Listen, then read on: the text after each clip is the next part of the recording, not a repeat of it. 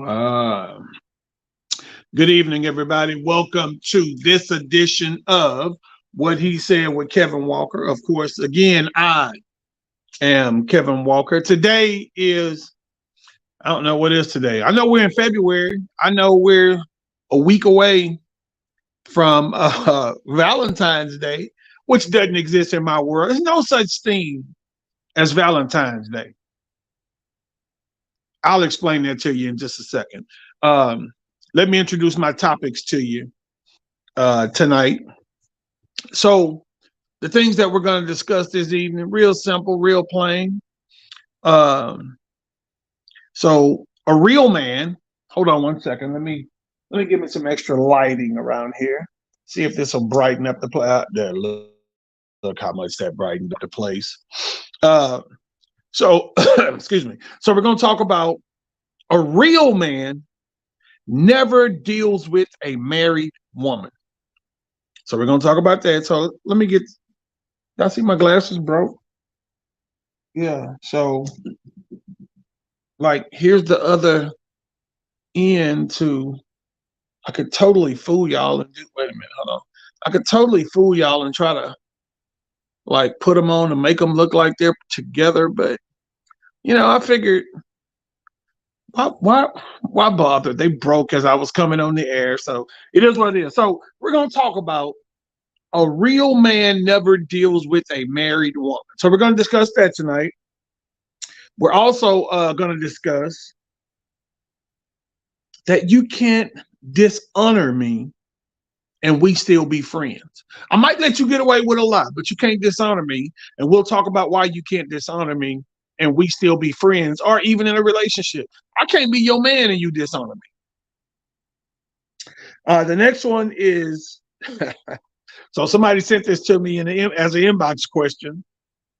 How does your side piece role increase or decrease once the wife finds out?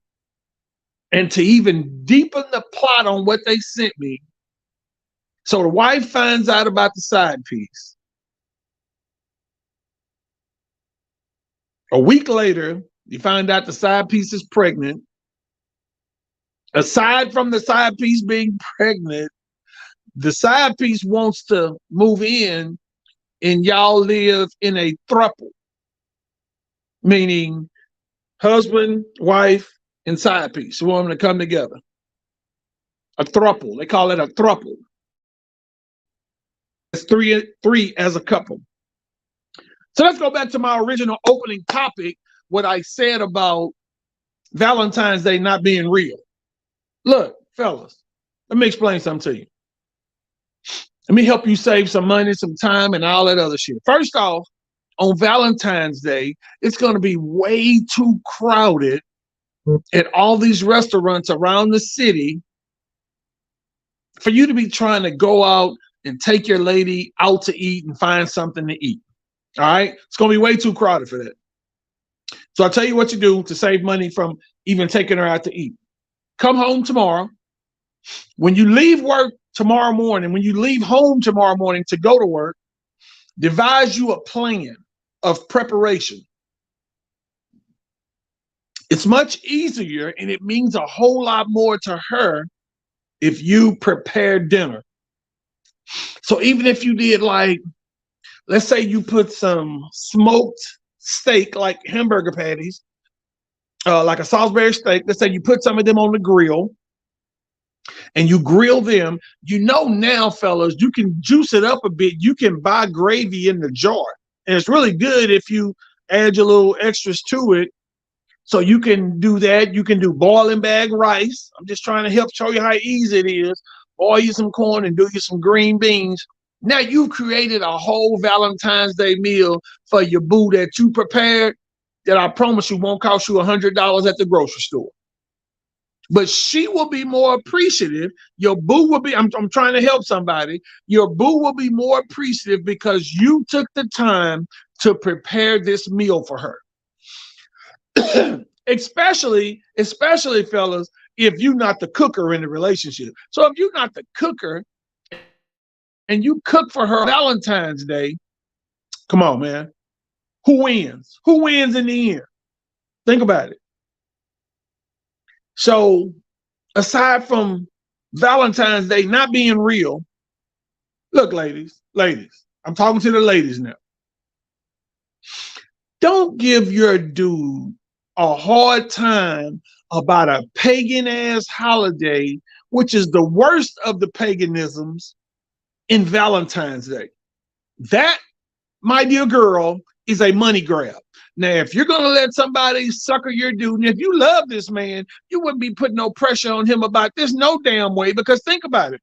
It's going to be $100 he going to spend on a meal if y'all go out somewhere to eat, 100 plus. I'm being nice by saying 100 because I can hit the 150 mark depending on where I go with no problem whatsoever, because I'm not sparing no expense when I'm hungry. When I want to go eat, I want to go eat where I want to go eat. I got my places I like, and that's where I go. It is what it is. It costs what it costs. So let's say $100 he gonna spend on you a meal. He gonna buy you a card, might buy you a little gifty gift. So y'all out of $200 now. And I say y'all because if this somebody you truly want to be with and truly love, hey, his money is your money is his money. Y'all out of this $200 together that y'all could have taken done something else with. It is the most worthless day on the planet, Greg. I totally agree, brother. So again, ladies, I'm talking to the ladies, fellas. Don't put no pressure on your man about Valentine's Day. Save that money. Do something else with that money. Y'all can enjoy that money in a totally different fashion on the weekend together where everybody benefits. Hey, look, come here, bend in, get a little closer. Let me tell you something. Listen, some of y'all ain't gonna give up no good head, no way. You ain't gonna get no good head. Yeah. He already know he ain't gonna get no head. And even if you do give it to him, it ain't good. That's why he got the side piece. Yeah, but we're gonna talk about the side piece later on tonight. Oh my God. So yeah, look, don't be fooled with these pagan ass holidays, y'all. Don't be fooled with that. So let me talk about very fast. Now with them dolphin teeth, exactly. Let me talk about something that went, to me, too far under the damn radar this last week or so. I know it's been some conversation with it if you're in certain circles, but I want to bring up 2 points. I want to say that I'm happy for and I'm proud of D'Amico Ryan for becoming the new head football coach of the hometown Houston Texans. No, I'm not a Houston Texans fan, but yes, I would like to see D'Amico do really, really well. I think the one thing that D'Amico does by being in the building is that he brings back the pride. D'Amico brings back the pride of early Houston Texans football. So I'm proud of D'Amico for establishing himself after a very short. And the reason why I brought this up, it's a very short NFL coaching career. I think D'Amico's maybe 39, I think. I don't know. I didn't research his age. May not even be that old, maybe 36. He can't be 39. I don't think D'Amico's that old. But at any rate, D'Amico was probably, maybe next to Andre Johnson, one of the most well-respected players during his career, not just in the city of Houston, but when he went away to Philadelphia and played with those guys. D'Amico was so damn respected. He's 38. Okay, Doc, thanks. D'Amico nickname was Cap, which was short for captain. So those of you who are Houston Texan fans out there, you've really, really got something in the Texans before the draft to hang your hat on to think that even if they go get Bryce Young, and the reason why I say if they go get Bryce Young is because, D'Amico is a Alabama Crimson Tide guy. He's a Tide guy. So I can see them bringing in Bryce because Coach Saban whispers in D'Amico's ear and tell him, hey, this is a kid I think can handle it. I think he can be really great at that level. and he gets with the GM and they make the move. At any rate, you've got to be happy for people with positive achievement.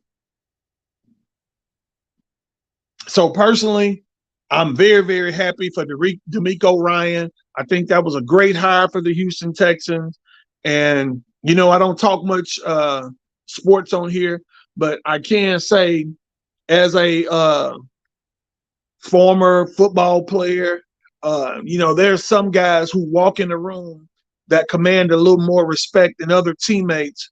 I play with quite a few guys, man, that bust their ass in the weight room and got them to the next level or got them to a point of being available the majority of the time.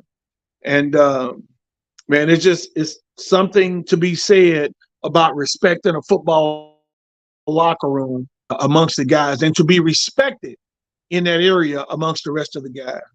So let's move on. Congratulations, DeMeco Ryan. So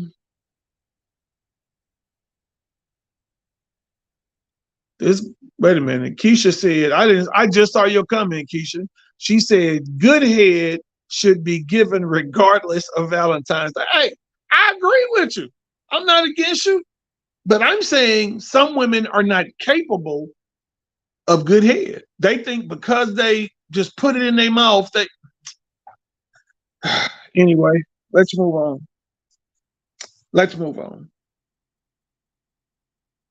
So I'm going to start with, you can't dishonor me and still be my friend. See, guys, look. Here. Oh, my God, Kylie. Hey, Kylie. Look. So here's what I don't want to get misconstrued. When I'm saying you can't dishonor me and we still be friends, or I be your man. If we're exclusive, and you dishonor me, then you out of there. You're out of there. And I didn't say disrespect. I said dishonor. See, the one thing that happens to and for people that are in the military, you can get a dishonorable discharge and you lose a lot. You lose a lot. You lose a lot of credibility in the job world if you've got a dishonorable discharge on your back.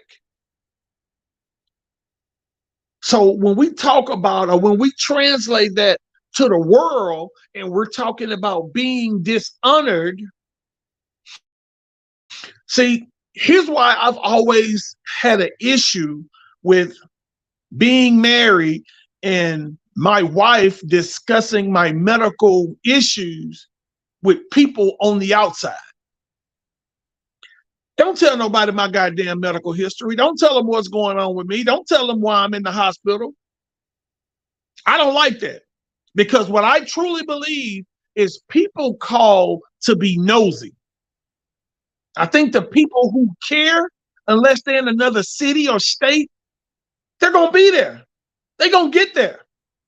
And man, there is no job that's so important that if I'm called with an issue about someone I love, that I'm not going to leave where I am and drop everything I got going on to get to where I need to be there for that somebody.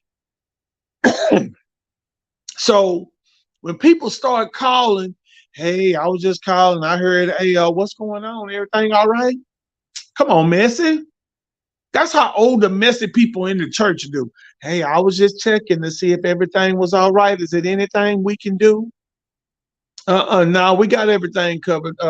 Thank you, Sister Shirley. Okay. So what happened? Motherfucker, that's what you really want to know anyway. Just ask what you calling for instead of trying to beat around the damn bush when you know all you really wanted to know is, hey, so what's going on with it? What do you do? What happened? But I've got a personal issue, me personally, in sharing my medical history with random strangers. So I even hate, look, see, like here's the thing for me with social media, with Facebook, I hate when you're sitting at the hospital with your mom in ICU and you post, pray for me and my family. We hope everything gonna be okay. We just don't know. Hey, look, if you are such in a moment of grief, how do you have the time or the wherewithal or the wits about you to pick up your phone and start posting on Facebook or Twitter or whatever, Instagram, taking pictures? Like, you can't be grieving that hard if you got time to do all that. That really baffles the hell out of me. How people pick up their phone and start posting.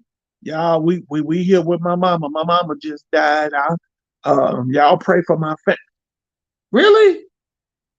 Really? If you lost a family member in the moment, why have you gone to social media to post about your mom's passing? Okay, a week later, a few days later, okay, possible, very possible. But in the moment, come on, that's the biggest crock-a-doodle got there going. But my thing is, my topic is, you can't dishonor me and we still be friends, or I still be your dude. So if we're exclusive, and I choose my words wisely, guys, because I don't say dating. I hate when people put labels on relationships. I don't mind dating, because dating is not a relationship. If somebody says we're dating, that means I can go out with Susie, I can go out with Regina, I can go out with Tanisha, Patisha, because I'm dating people. I'm dating. So, getting to the dishonor. So when we graduate from the dating process, and I think enough of you to share something that's going on with me. Hey, look, I had a heart attack. I had this heart ailment. I had this situation, and they had to put 2 stents in, and I'm going through some medical treatment right now behind those 2 stents. And I just kind of wanted you to know what was going on with me. Hey, look, that's not for you. Because see, let me tell you what some women do. And I'm going to just be real. And I know some of you women going to deny it. So most women, I'm not going to say most. I'm sorry. I'm wrong. I didn't mean to say most. So some women, once they got any leg up or hand up on anything, they can't wait to go run and share in the negative. So let's say on last Monday, she got pissed off because you decided you wanted to do something different with the relationship. So this Monday, a week later, you're in the hospital because of complications with your heart. That woman's gonna say, girl, fuck him. I don't give a damn with his bad heart ass shit. That's why he in the hospital now. Shit, we got a bad heart. Hey, now you're dishonoring me, because not only are you sharing my business, you're speaking my business to the negative, to talk me down, to try and make me look bad. So now as a man, my number one flaw, FLAW, which is a flaw in men, but every man has that one flaw. And it's all the same. Now, some men can have 2, 3, 4, 5 flaws, but every man got one flaw. That number one flaw in every man is his ego.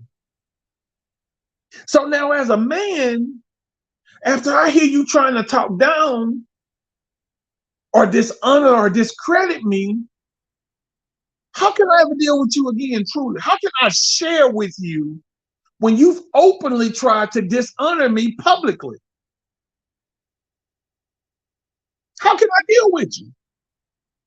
Because I can't trust you now. So now the number one component in any relationship, the number one component in any relationship because you let your attitude and your temper win is out the window. What's that number one component? Trust. Trust, I guarantee you, if we took a poll, trust would be the number one thing every woman wants from a man who she care about first. She wants to be able to trust him. Now, don't get me wrong. Trust is not always going out and being with another woman, cheating. Trust isn't always cheating. Trust is, women, vouch for me on this one. Trust is hoping and knowing that that man you with is going to get his ass up every morning, go to that job, and expect that check either once a week, every 2 weeks, monthly, however he's paid, but you want him to be in the game to get that check at payday time. You're trusting that that man is going to do the thing that he's supposed to do to keep the family or to keep you in his relationship above the bar financially. That's a trust as well.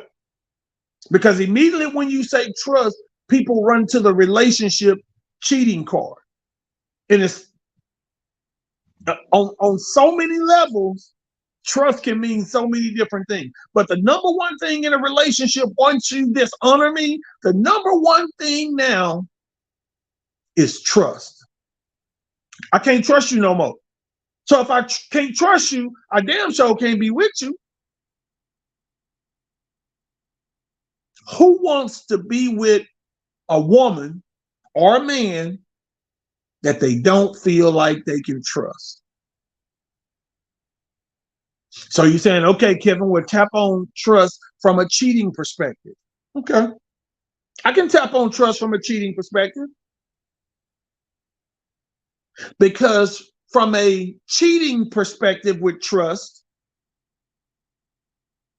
most of the time in a committed relationship, when we say we're exclusive, the trust come in because when you lay down to have sex with your mate, if y'all are in a relationship, ain't no condoms being used. Let's be real. Ain't nobody putting no condom on. So let's go back to trust. It's so much shit even still floating around out here. And I ain't talking about no Omicron and I ain't talking about none of that. I had somebody just tell me last week.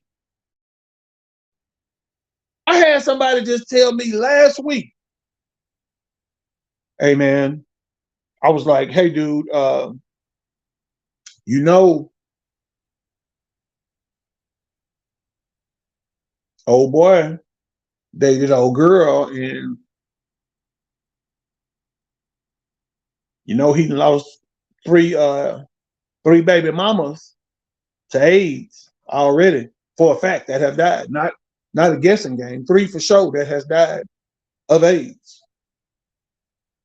This man said to me, this boy, because he's not a man. Yeah, he of age, he's 50. But when you don't have a job, to me, you're not a man. When you're physically able to go get a job and won't, you're no longer a man. So he said, and y'all gonna think I'm lying, but I promise I'm not. I don't care what she got. She got some good cuckoo. And when he said that, I just hung up. I hit Ian on the call. So he waited a few minutes and he called me back. He's like, bro, what happened? I was like, nothing, I hung up. He was like, why you hung up? I'm like, Nick, because you stupid as fuck. What you mean, why I hung up? Who said some childish? I said, I can't even call that childish, because I would think if I asked a child who knew better, a 16, 17-year-old, 15, 16, 17-year-old, so you going to drink that poison knowing you going to die, or you going to go get you a glass of water? I think that child going to choose that glass of water. You just sat here and told me you would drink the poison if she made it. That's ignorant. That's stupid. So all I'm saying is for dishonor, you can't dishonor me and expect for me to still be your man. You can't go share our secrets and expect for me to still be your man. See, here's something that as a grown-ass woman, you should have learned a long time ago. When you start going sharing your secrets with your friends in bed and your co-workers in bed about what your man do, guess what they want to know? They hear you. No, wait. They hear you. They hear your complaints. They listen to everything you have to say. They was like, this what they tell their other friend who don't like you either. They say, bitch. You know, that's how y'all communicate. They say, bitch, she be complaining about that nigga this or that, but she still that. That nigga must be dicking her down. That nigga must be fucking her right. That, come on now. Y'all know that backdoor conversation that friends have about you because you shared too much information. So now she in your dude inbox.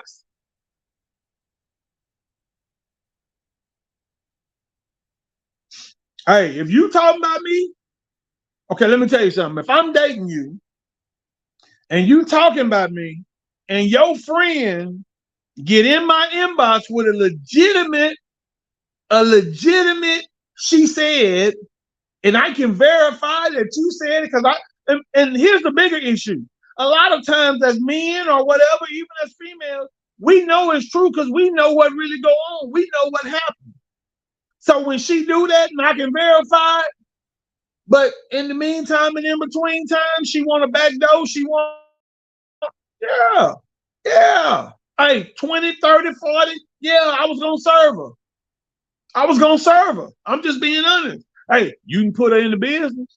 You must have wanted me to show her, but you didn't want to tell me, hey, baby, you can go ahead and smash her. You know how many women I've dated and slept with their best friend? Because they brag. They go back and say, girl, he. And I'll be like, shit, you really ain't doing nothing but being a cheerleader. That was in my 20s, my 30s, you know, when I was a young man.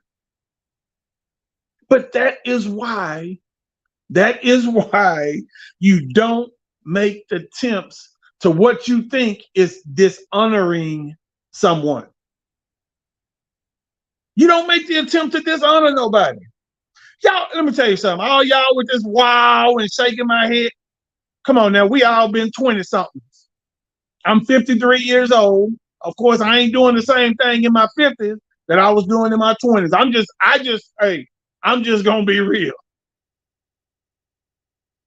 I can, yeah, run, I probably can. I don't mind them telling that story.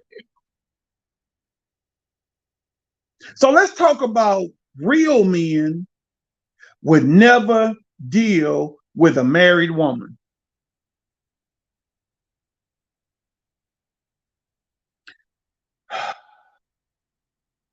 Women always try and act like they are the more sane or the smarter creature of the species. They not. Because for me, as a single man, hey man, and I guarantee you most of the single man on here can hooray what I'm saying. I never, God is my witness. And y'all know I don't come on here and lie to y'all. God is my witness. I never, ever look twice at a married woman. Never.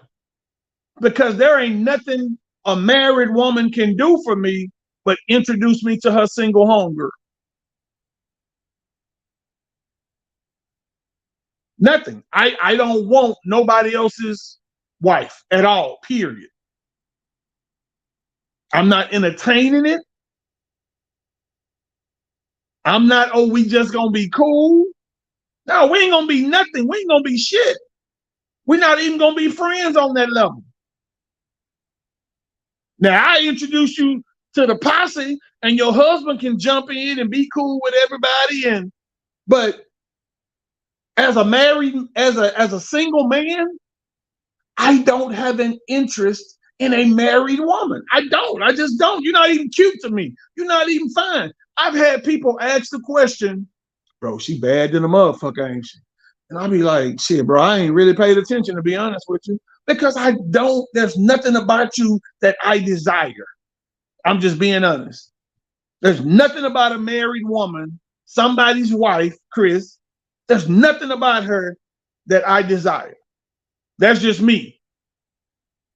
And I believe most single men think like I think. I believe most single men don't desire, don't lust for, wouldn't chase a married woman. That's my personal understanding. I have many, many, many male friends that don't have a desire for somebody else's wife. But why is it, smart women, why is it always the women dating married guys? Like, I'm puzzled by that. I'm puzzled by that. Because one thing I never had to do when I was married is lie to a woman to get her attention.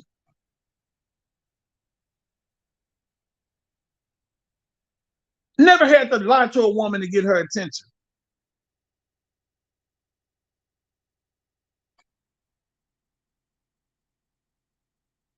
So Chris said, because he don't fuck with no feelings. Okay. Is the new thing. Okay. Let me scroll back here, Chris. Let me catch your other comment from earlier. You said, well, y'all so dumb that y'all would do for it to the side piece just as much as the wife. Yeah, there are some guys out here doing just as much for the side piece that they doing for the wife. I can't argue with you about that. So Nikki, I know Nikki gonna say something crazy. I can count on her because y'all married the wrong ones and now want to test the water. And most times he treats the side piece better than the wife. Oh, okay. Is that what you think, Chris?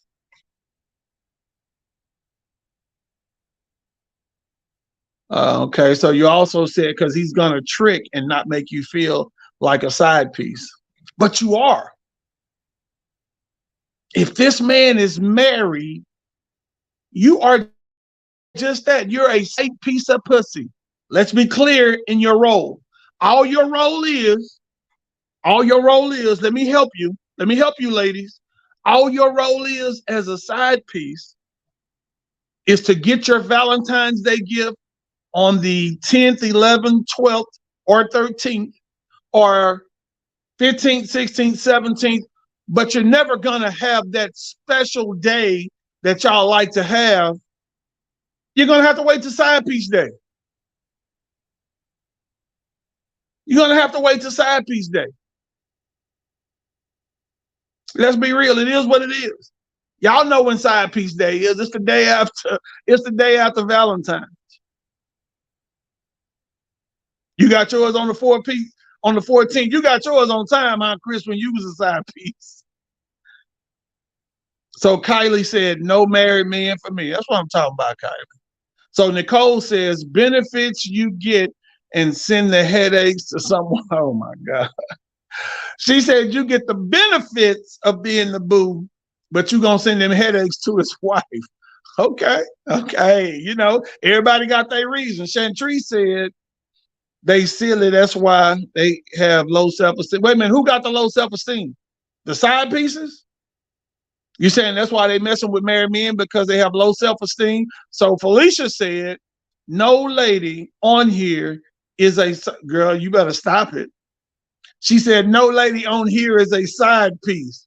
We are classy ladies. Girl, stop. Kylie said no, no sharing. She's stingy. Oh, it's some side pieces on here, Felicia. You best believe it's some side pieces. That's how they know. How you think they giving you all these routine responses? Because they know the routine. They know what they are. Like they're okay. Matter of fact, Chris just got through telling you that she was a side piece. Oh, the women sneaky, yeah, sneaky women, yeah. Sneaky link women, yeah. So Nicole says, it's not for me. I don't need the help. Yeah, you don't need the help from that other woman helping you with your man. Chris, you did just say you was a side piece. Back here, hold on, let me read what you said again, Chris. You said, hold on, laugh my ass off. I got mine on the 14th. Oh, so you're saying you wasn't a side piece, you were the actual boo, so you got yours on the date it was supposed to be delivered on. My bad. I stand corrected. I stand corrected. You are not a side piece, Chris. My fault, mama. My bad. I have misunderstood. So, hey, Don, I don't know, man. They giving me the business because I told them basically that Felicia said there wasn't no side pieces on here, so we didn't need to discuss that. And I told them there's a bunch of them on here. That's how they're able to give so many responses and so many answers, because they all either are side pieces or at some point they've been a side piece. Let me tell you something. I remember a point to where half of these little young ass girls at Sterling, or right after they came out of Sterling and was at TSU, was messing with all these married HPD officers that patrol up and down MLK.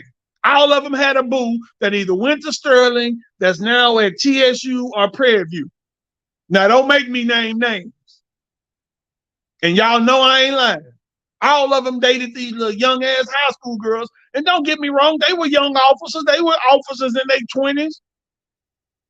But see, that's the part for me that I laugh at, because y'all talk so much shit now about R. Kelly. And let's be real. When we came out of high school, even back when we did, all the old niggas sat outside in their cars and lined up Selinsky and on Reed Road in front of Worthing, waiting on all these young girls to get out of school so they can get a boo in their Novas. Remember they drove Novas back then and they put the Hollywood, they called them Hollywood tops. Uh-huh. And niggas had elbows and swingers, and they had them safe cars where the car went, yeah. Come on, don't act like y'all don't fucking remember that. And them niggas was old. Them niggas, I knew niggas that was out there that's now in their 60s, which means they had to be in their 30s because they 10 years older than me. Man, come on, Don. But they crucify R. Kelly for doing the same thing that niggas was doing to them when they was in high school at Worthing, Sterling, Jones, Yates. Man, don't make, they put these, yellow Tanya, go put them laughing emojis on there.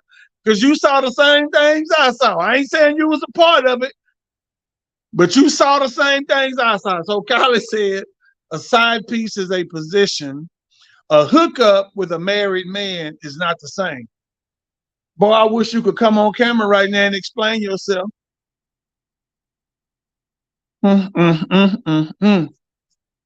So you're saying, I'm going to try to clarify and let you verify. So Kylie, you're saying if you just sleep with him one time, that's a hookup. But if you sleep with him several times and go to dinner, you're now a side piece to a married man. So you were to be a hookup than an on-schedule hoe. Because that's basically, you just on a schedule. Hey, we go smoke cigars this night. Hey, we go to dinner on this night. Hey, we're going to go for drinks on this night. So then you get upset. Because I've seen this from women. I've seen, stop trying to smash. Who trying to smash? A hookup might be for me. See, Kylie trying to smash. Kylie said a hookup might be for me. She might be trying to get hooked up. Oh Lord, here go Kurt. That boy say, my high school baby mama cheated on me with an older man, 26 or 27 years old. Were y'all still in high school though, Kurt? That's what I want to know. Because if you were still in high school, that means she was underage and he was a grown man messing with a kid. Whoo! Chris said, get out of women's business.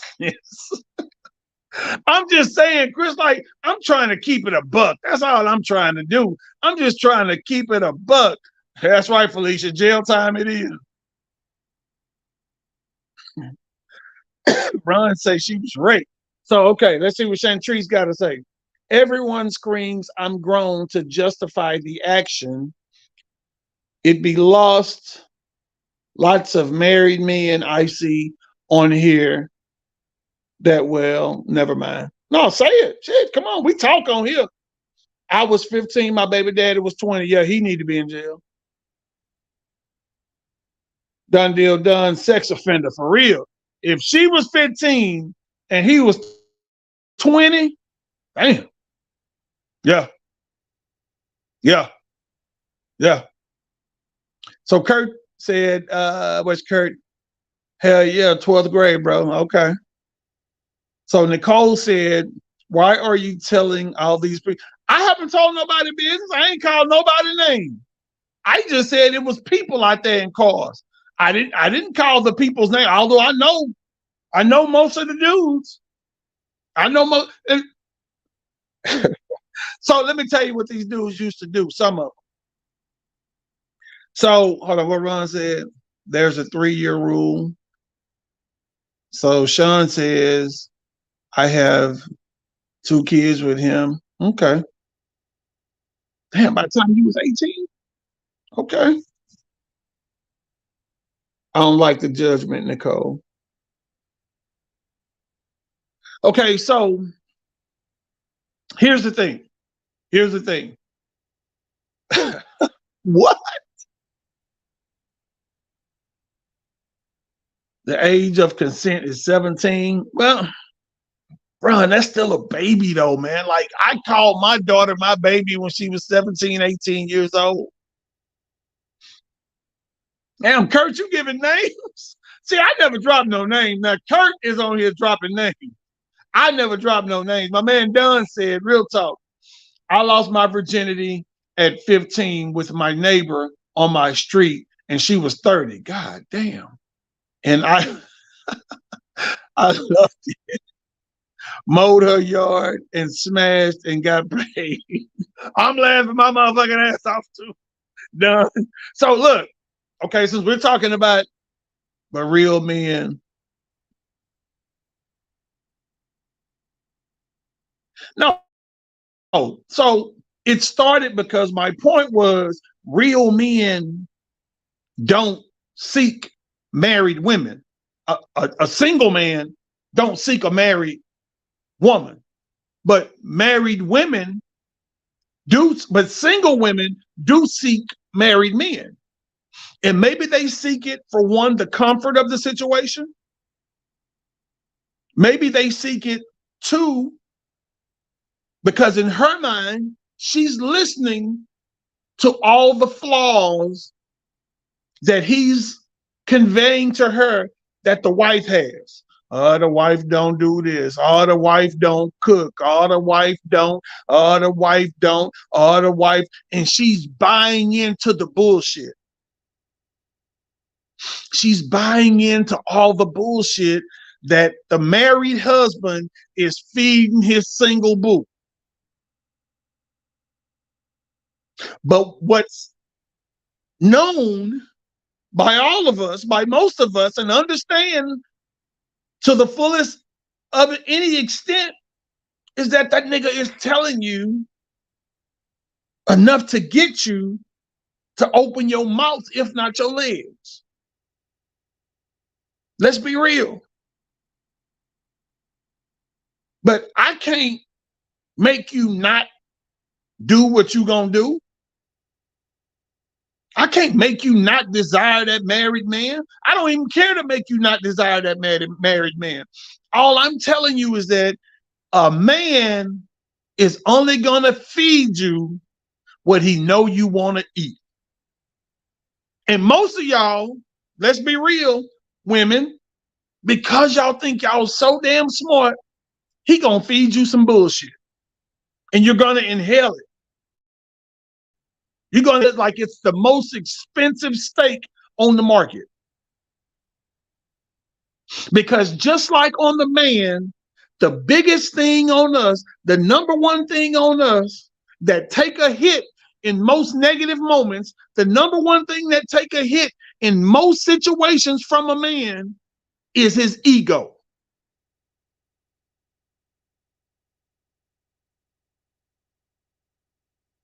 So when I'm down, when I'm depressed, when I'm mentally not on my game, the biggest way a woman tries to help you back on your feet is two ways. Contributing to massaging your ego and sexually. Massaging the ego and sexual gratification. Look, let me tell y'all something. I'm going to be totally transparent.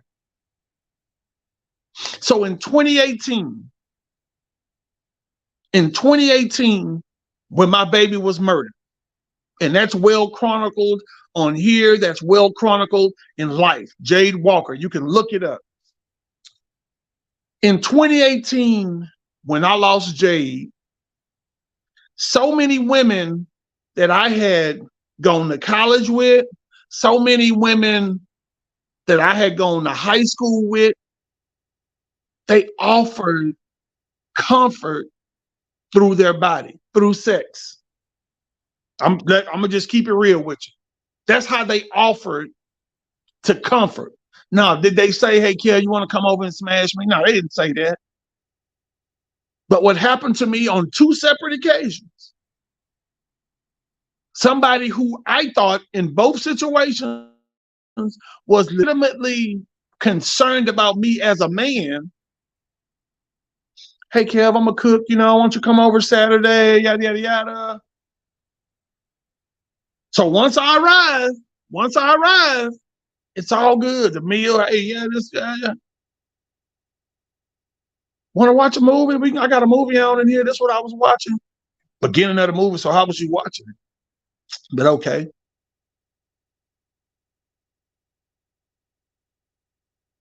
So they come in, while you watching the movie with the little robe on, lay their head on your lap. In the midst of me losing my baby, you think your vagina or your mouth, whether you just gonna give me head or actually try to give me some sex, you think that that's gonna be enough in the moment, the way my daughter was brutally murdered in the streets of Houston, you think that's gonna be enough to satisfy me? Like, are you serious right now? But that just shows to me the level of disrespect or the level of regard you have for me as a person. Because when you lose something that you love so much, when you lose your child, and my prayer is that, oh my God, no one ever has to deal with losing their baby. I pray, I promise I pray that God be a shield around your kid. I pray no one has to deal with that. So you think in the worst moment of my life, that I want to fuck, that I want to get it, I don't care if that could have been Serena Williams in that moment. She was out of line. And Lord knows I'll break all the rules about not dealing with a married woman for Serena. I break all the rules for Serena.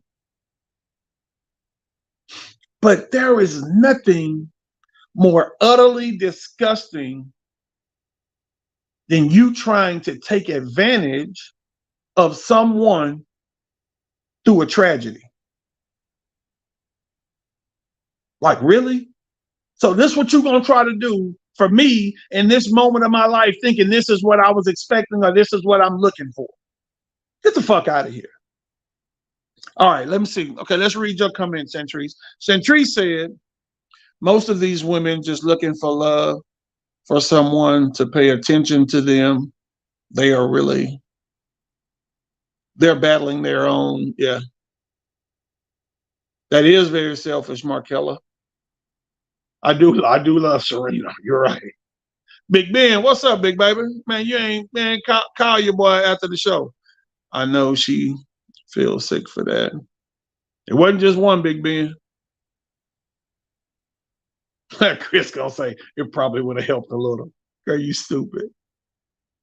So Latanya Rice said, and congratulations, Latanya, on just being married. I've been seeing for about 2 weeks now, maybe. You changed over to the Rice last name. Watch out for those covered dishes. They come with bullshit. Yeah, really. I'm not going to go to bed and put my phone down. So, yeah. Felicia said that's the best they had to offer. I guess so, Felicia. Unfortunately, Kev, they didn't know how to console you. And yeah, and you know what? And that's the other thing, like, honestly, about grief.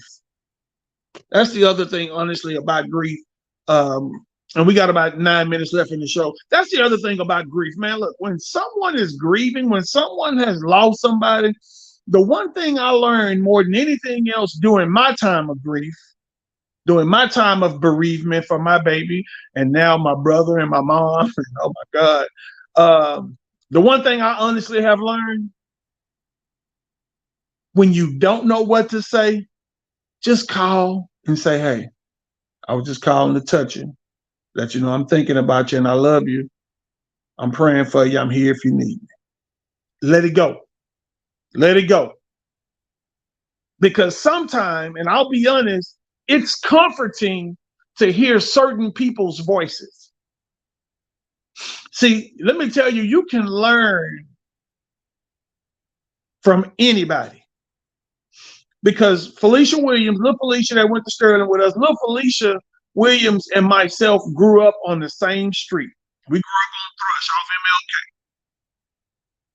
When I lost my brother, Felicia Williams in that moment showed me how to show up and show up. You say, how is that, Kevin? I'm glad you asked. When I lost my brother, I think it may have been the day before we were going to do his homegoing services. Felicia Williams showed up at my house with the biggest, you know, the paper plates that you lock and seal and take to go with, like to-go plates. Like about 200 of them. 800 napkins. Here, Kev, I got you 20 cases of soda. But that was love. She showed up at my house with love. And she said, so I was packing the stuff in the house, like I was so grateful. She said, Kev, so I said, oh, here, I had grabbed your paper towels and your toilet tissue for your house. She was like, no, that's for you. Take that. I'm like, no, she was like, you don't have to use all your supplies. I know you're going to be having company. Say, man, when I tell you this lady showed up and showed out, like I'm forever grateful. And I'm so thankful. And I don't know if I've told her enough thank you for being there the way she was there in that moment. But I think a lot of times through the church, for those of you who devalue the church, a lot of times through the church, if you've got the right pastor, they show you and teach you how to love. You ain't got to go sit at nobody's house for 10 hours when they lose a loved one. My pastor used to always say, when they call you and tell you I'm gone, don't break, run, and leave your job trying to get to whatever hospital I was in, because there is no way you breaking laws to get to my hospital side my bedside is going to allow God to bring me back in the moment. It ain't happening. I'm dead. I ain't saying you can't cry. I ain't saying you can't cry, but it ain't going to do no good to leave your job because your bill's still going to be due at the end of the month. My pastor taught that. My pastor taught that. Let me teach you how to love on people in a time of bereavement. Because here's the thing, everybody. We all are gonna have a chance to be on the front row. That's Pastor Larry Wayne Jackson words, not mine. We all gonna have a chance to sit on the front row. So when it's your turn to be off the row and somebody else's turn to be on the front row, and the term front row means that's where the family of the bereaved sit. That's where the bereaved family sit at the funeral, the first few rows. So when you're not on those first few rows, show yourself approved. Take some napkins by, take some toilet tissue by, take something by. Hey, here go 3 boxes of chicken. They might have relatives coming in from out of town and don't nobody feel like cooking or don't nobody have no money. Money is good too, Kylie. You right. I agree. But even with bringing money, people can be a son of a bitch when it comes to money. Put the money in the bereaved. If it's my mama, put the money in my hand to make sure I receive it. And I don't have a circle of people around me that would do nothing malicious or wrong. I'm just saying in other situations and other instances, make sure you take care of the true bereaved people. A real man would never deal with a married woman. That's my point. That's the way I see it. If you dishonor me, we can no longer be friends. If you're going to dishonor me, you might as well call the laws.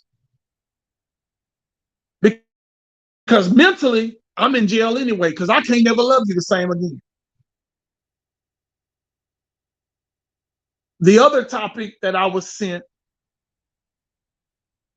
was, how does a side piece's role decrease if the wife finds out? Well, I'm going to touch this real quick. We got 2 minutes left. I'm going to try to touch this in a minute. So they said, if the wife finds out about the side piece, how does the side piece role decrease or diminish? The side piece's role never decreases because the side piece truly never had a role. All the side piece does is provide really good meals of your liking, what you love. And if your side piece ain't cooking for you, then you got the wrong side piece, or you just go and smash them. If you just go and smash them, I learned tonight that that's just a hookup that somebody is benefiting from. She is not a side piece. A side piece gonna give you that 30 to hour long massage of your back that your wife always talking about. Boy, I ain't gonna rub your back. I gotta go do something. That side piece gonna rub that back. I'm just keeping it 100. Hey, I can't tell you about the married man dishonoring his vows, Chantrice, because I'm single. I can tell you about my experiences as a single man not wanting a married woman.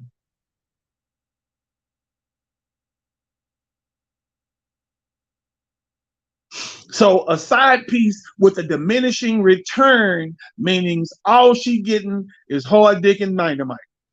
He gonna fuck her up and blow her. That's all she good for. That's all her rose is. Yeah, Tara Chantrice, that ain't the topic. The question was, how does your side piece's role decrease or increase if the wife finds out? Now, Chantrice, let me tell you this. If you want to talk about husbands being married and messing with single girls, hit me up, inbox me. We can do a show together. You can come on the show with me and talk your shit all you want about these married niggas and how they ain't no good, and how they be in your inbox and knowing you know they wife. Oh, I know how the story go. They so disrespectful. You just ain't that type of, yeah. You just ain't that type of girl who gonna put them on blast. Yeah, because what happens probably about, I'll say probably about 50% of the time, when a dude jump in your inbox and you go run tell his wife, she gonna normally take her husband's side. I'm just saying. But now hit me up, Chantrice, and we can, hey, next week, if not the week after, we can talk about married men shooting at single women.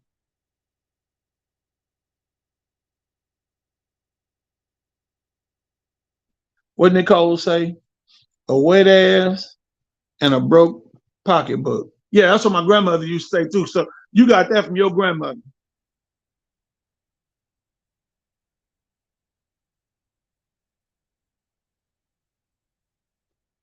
Hey, so that's our hour. That's my hour. Hey, thank y'all for joining. This has been What He Said with me, Kevin Walker. Of course, I am Kevin Walker. Next Wednesday night, man, we're gonna talk. We're gonna talk LeBron James. We're gonna talk. Well, we're gonna have the LeBron James and Michael Jordan argument. We're gonna talk that next week. We're gonna talk Super Bowl because Super Bowl will be over. Super Bowl will be over. I'm gonna make a post this week. I want y'all to post who y'all think gonna win the Super Bowl. I done told y'all who I think gonna win. I posted mine. I think Philly gonna win by 10, 24-34. Do I think Philly is a better team? No. I think Philadelphia is the healthier team right now. And so that's why I think Philadelphia will prevail. So yeah, I like Philly in the Super Bowl. Yeah, so next Wednesday night, we're gonna talk a little more sports. I need to get Dame Dotson all the way in Turkey. NBA Dame, D Dot. I need to get the logo on the show. Yeah, so we got a Super Bowl party this Sunday at Terry's house. Y'all hit Terry up on here and tell him you want to come to the Super Bowl party. Terry O'Neal, Terryoneneal. Tell Terry you want to come to the Super Bowl party. Just that plain and simple. So no, yeah, next Wednesday night,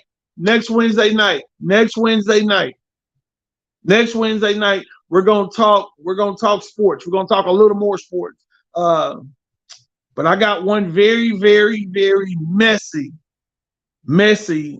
topic. I got one very messy topic. It's a conversation piece, and we're gonna have fun with it. Before I close out tonight, I want to send mad love and congratulations to my boy Clint Jackson, who just started. He and his lady started their Loveland podcast. Look like it's gonna be a really fun deal for him to do. It's gonna be a really fun deal for him to do. Congratulations with him on launching Love Land. It's Love Land. Look it up. I don't know where all you can get it. I know you can get it on Facebook. So look out for your boy Cliff and his new fiance because he did propose. So yeah, look a brother up. Support Clifford Jackson in his new podcast, Sterling Graduate with Love Land. All right. Hey, thank y'all for coming on. Thank y'all for joining. Hey, Kim B, we see you, baby. Thank y'all. Peace.